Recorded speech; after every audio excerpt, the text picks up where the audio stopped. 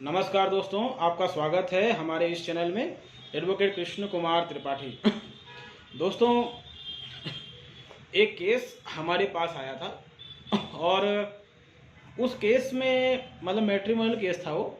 तो उस केस में हुआ कुछ ऐसा कि जो लड़का था हम उसकी तरफ से थे और लड़के का केस जो है लड़के की वाइफ जो है यूपी की थी और लड़का एमपी में जॉब करता है, इंदौर शहर में।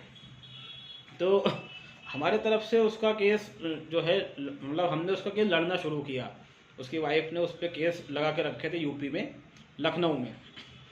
तो हमने कुछ दिन उसका केस लड़ा और लड़का हमेशा हमसे एक बात कहता था कि मेरे मामा जो हैं वो सुप्रीम कोर्ट में एडवोकेट हैं और बहुत बड़े एडवोकेट हैं। तो जब उसने ये बात कही तो हमने कहा अच्छी बात है भाई, सुप्रीम कोर्ट के एडवोकेट हैं, मतलब नॉलेज तो उनको अच्छा होना चाहिए। और वो केस हम यहाँ फाइल करते थे और वो जो है अपने मामा से एडवाइस लेते थे और फिर जैसे उनके मामा बोलते वैसा वो हमको बताते। अब उनके मामा कई बातें बड़ी अजीब बताते थे, तो हम हो सकता है मुझे लगा कि सुप्रीम कोर्ट के एडवोकेट हैं, अनुभवी हैं, हो सकता है अपने से ज़्यादा जानते हों, उनकी उम्र ही बहुत ज़्यादा है, 55-60 के आसपास है। तो मुझे लगा कि नॉलेज होगा, अच्छा मुझे कुछ सीखने को मिल जाएगा। तो मेरे द्वारा जो है उनके मामा की भी कुछ बातें सुनी जाती थी और केस में उसको इंक्लूड किया जाता था। केस कुछ दिन चला हमारे पास। फिर अचानक क्या हुआ कि लड़के के मामा जी ने सुप्रीम कोर्ट में एक पिटीशन लगा दी और वो पिटीशन उन्होंने इसलिए लगाई क्योंकि लड़की ने केस ट्रांसफ़र करवाने के लिए एमपी से यूपी सुप्रीम कोर्ट में पिटीशन लगाई थी लड़की ने। तो उनके मामा ने भी एक पिटीशन लगा दी और उसके बाद हुआ कुछ ऐसा कि सुप्रीम कोर्ट ने कहा कि इनका मीडिएशन करवा देते हैं, लड़का कितना पैसा दे सकता है और क्या हो सकता है देख लेते हैं। तो जब उनका मीडिएशन करवाया गया उसके बाद मीडिएशन में भी लड़की ने कहा कि मैं रहना नहीं चाहती हूँ और लड़के ने कहा कि भाई हम तो रखने को तैयार है, ये आ जाए हम रख लेंगे। और मीडिएशन में कोई बात बनी नहीं। अचानक से उनके मामा जी ने उन्हें कॉल लगाया लड़के को और कहा कि मैं समझौता करवा देता हूँ ऐसा वैसा। अब लड़के को लगा कि ठीक है समझौता हो जाएगा और वापस मीडिएशन पे लगा सुप्रीम कोर्ट में ही। उसके बाद लड़के ने हमें कुछ बताया ही नहीं कि क्या हुआ केस में, क्या चल रहा है, कोई बात उसने हमें नहीं बताई। और हमें कुछ दिन पहले मालूम पड़ा कि 40 लाख रुपए में सेटलमेंट हुआ है। 40 लाख रुपए। और ये सेटलमेंट मामा जी ने करवाया है। अब जरा सोचिए कि ये क्या था, भगवान जाने ये क्या था, लेकिन जो भी था ये उचित नहीं था। मैंने उससे कहा कि 40 लाख मतलब आप अगर हम केस लड़ते तो 40 तो छोड़िए 10 लाख तक भी मतलब मामला हम 10 लाख के आसपास भी निपटाने का दम रखते थे, उससे भी कम में। और सेकेंड थिंग, जब हम केस लड़ते अच्छे तरीके से तो लड़की भी तो परेशान होती ना। एक झटके में 40 लाख दे मारे। और मामा जी को क्या कमीशन उसमें मिला होगा ये अपने को नहीं मालूम, क्योंकि अगर 40 लाख रुपए सामने वाली पार्टी को मामा जी दिलवा रहे हैं तो भले वो मामा जी हैं लेकिन कमीशन तो रहा होगा उनका 10% 20%, क्योंकि एडवोकेट कमीशन लेते हैं। जो लमसम अमाउंट मिलता है तो वकील कमीशन लेते हैं। लाइक कमीशन लेना चाहिए आपने दिलवाया है तो, लेकिन एक लिमिट में लेना चाहिए।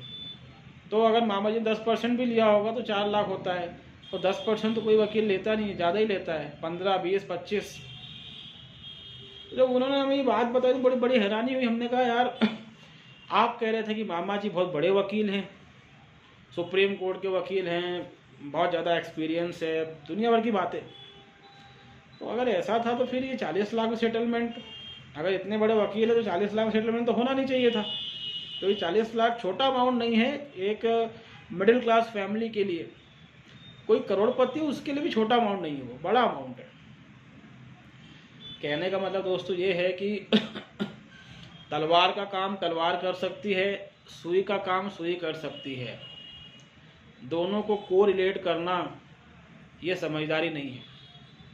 ठीक है, कि आप सोचें कि वो बहुत बड़ा वकील हो ऐसा है। देखिए, बड़ा वकील नाम की कोई चीज़ नहीं होती है। मैं आपको एक सीधी सी बात बता दूं, आप लोग बड़ा वकील उसको समझते हो जिसका बहुत बड़ा ऑफिस हो, कार हो, बंगला हो, जो एक एक हेयरिंग की लाखों रुपए लेता हो। अब अगर वो लाखों रुपए ले रहा है पर हेयरिंग की, तो उसमें से वो बहुत सारा पैसा कहीं और भी दे रहा है। अब वो किसको दे रहा है मैं इस वीडियो में नहीं बता सकता, ऑनलाइन ये बात मैं नहीं रख सकता। आप समझ जाइए, आप समझदार लोग हैं। तो कोई भी वकील बड़ा नहीं है। कानून जो पढ़ते हैं वही कानून के अनुसार ही कोर्ट में काम करना पड़ता है। मेहनत करके कुछ वकील बड़े बने हैं, लेकिन ऐसे वकील भी गिने चुने हैं। अदरवाइज जितने भी वकील है जिनको आप कहते हैं बड़ा वकील है, सुप्रीम कोर्ट का वकील है, बड़ा फेमस है, एक हियरिंग के 50 लाख लेता है, भैया 50 लाख ले जरूर रहा है, वह काम कुछ करके नहीं दे रहा है। दूसरी बात, सुप्रीम कोर्ट में जो वकील प्रैक्टिस करता है उसको ट्रायल चलाना नहीं आता, निचले स्तर की वकालत उसको नहीं आती है। ये जरूरी नहीं है कि जिसको कार चलाना आती है उसको बाइक भी आती होगी, क्योंकि कार चलाना और बाइक चलाने में कोई कनेक्शन ही नहीं है आपस में। हाँ, ये पॉसिबल है कि जिसको स्कूटर चलाना आता हो उसको बाइक आती होगी, क्योंकि थोड़ा बहुत कनेक्शन तो है। लेकिन ये पॉसिबल नहीं है कि जिसको कार आती हो उसको बाइक भी आती होगी। ऐसे कई लोगों को मैं जानता हूँ जिनको कार चलाना तो आती है और बाइक नहीं आती है। और कुछ ऐसे भी हो सकते हैं जिनको एरोप्लेन चलाना आता हो मगर बाइक ना आती हो, कार ना आती हो। उसी तरीके से सुप्रीम कोर्ट के मेजॉरिटी वकील 99% वकील सुप्रीम कोर्ट के ट्रायल नहीं चला पाते, क्योंकि जो एक्चुअल कानून का जो दावपेच लगता है वो नीचे की कोर्ट में ही लगता है। और ऐसे वकील जो ट्रायल भी चला लें, हाई कोर्ट में भी केस को चला लें, सुप्रीम कोर्ट में भी चला लें, ऐसे वकील तो इंडिया में 5% भी नहीं होंगे। आपने राम जेठमलानी का नाम सुना होगा। राम जेठमलानी ऐसे वकील थे जो निचली कोर्ट में बड़े से बड़े केस का ट्रायल चला सकते थे, उसके अलावा हाई कोर्ट में अच्छे से चला सकते थे, उसके अलावा सुप्रीम कोर्ट में लड़ सकते थे। तो राम जेठमलानी जैसे वकील ढूंढ पाना बहुत मुश्किल काम है। हम सोचते हैं कि वो हाई कोर्ट का वकील है, वो सुप्रीम कोर्ट का वकील है, वो फलाना है, वो ढिमका है। देखिए, ये गलत फहमियाँ हैं। इस गलत फहमी से बाहर निकले। कानून का बारीक ज्ञान हाई कोर्ट सुप्रीम कोर्ट के वकीलों को नहीं होता है। और ऐसा वकील जो निचली अदालत में प्रैक्टिस करते करते हाई कोर्ट सुप्रीम कोर्ट तक गया हो, ऐसा वकील बहुत ज्ञानी होता है। वो अच्छे को धोबी पछाड़ मारने का दम रखता है। तो ऐसे वकील गिने चुने हैं। लेकिन हम ऐसे वकील को पकड़ लें जिसने हमेशा हाई कोर्ट में प्रैक्टिस करी है, कभी नीचे वो आया ही नहीं। हमेशा सुप्रीम कोर्ट में प्रैक्टिस करी है, कभी वो नीचे आया ही नहीं। और वहाँ प्रैक्टिस इसलिए करते हैं कि नॉलेज तो उनको नहीं रहता, मगर हाई कोर्ट या सुप्रीम कोर्ट के नाम पर एक मोटी फीस मिल जाती है। मैं हाई कोर्ट में अपील लगाऊंगा, आपकी 50,000 लगेगा, 1 लाख लगेगा। अब व्यक्ति सोचता है कि यार हाई कोर्ट में लगा रहा है तो इतना पैसा तो बनता है। और वो 50 अगर बोल रहा है, व्यक्ति 50 भले ना दे, लेकिन 25 या 30 तो दे ही देगा। और जिला कोर्ट का जो वकील रहता है, जो जिला कोर्ट तक ही सीमित है, वो पूरे केस की 25 लेता है। और ये भाई साहब एक दिन का 25,000 रुपये ले रहे हैं। अब भले वहाँ पर रिजल्ट कुछ भी हो, जमानत हो या ना हो, अपील अलाउ हो या डिसमिस हो, उसको तो पैसा मिल गया ना। तो इसलिए क्या होता है कि मैं कोई सारी वकील बिरादरी पर टिप्पणी नहीं कर रहा हूँ, लेकिन ये ऐसा होता है कि हाई कोर्ट जाओ, सुप्रीम कोर्ट चले जाओ, उसके नाम पे मोटी फीस मिल जाए, रिजल्ट कुछ भी आए, उसकी कोई गारंटी नहीं है। हालांकि कोई वकील गारंटी नहीं भी ले सकता है, मगर जनरली ये प्रैक्टिस बहुत आजकल कॉमन हो गई है। जो यूथ भी आता है वो सीधे हाई कोर्ट चला जाता है, सोचता है कि मुझे यहाँ हाई कोर्ट का वकील कहलाऊंगा, मैं सुप्रीम कोर्ट का कहलाऊंगा, और बाद में मालूम पड़ता तो कुछ भी नहीं आ रहा है। इस तरह की चीज़ें दोस्तों, आप ऐसे लोग जिनके ऊपर मुकदमे चल रहे हैं, ऐसे लोग इस तरह की चीज़ों को थोड़ा समझने का प्रयास करें। हमेशा निचली कोर्ट में केस लगाते हैं तो बड़े वकील को लीजिए, लेकिन ऐसे बड़े वकील को लीजिए जो ट्रायल चलाने में माहिर हो। ऐसे बहुत सारे वकील हैं। तो हाई कोर्ट, सुप्रीम कोर्ट और जिला कोर्ट सब जगह लड़ते हैं। तो ऐसे वकील से केस लड़वाइए, क्योंकि शुरुआत आपकी नीचे की कोर्ट से ही होना है। वरना कोई बड़ा वकील है, सुप्रीम कोर्ट का है, वो 40 लाख में सेटलमेंट करवा रहा है, वो भी आपको ही देना है।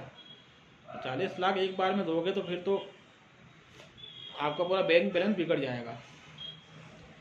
तो उम्मीद है दोस्तों हमारा ये वीडियो आपको पसंद आया होगा। जो बात हमने समझाने का प्रयास किया आपको समझ में आई होगी। आप अगर हमारे चैनल में नए हैं तो इसको लाइक करें, इसको सब्सक्राइब करें, इसको शेयर करें। तब तक के लिए बहुत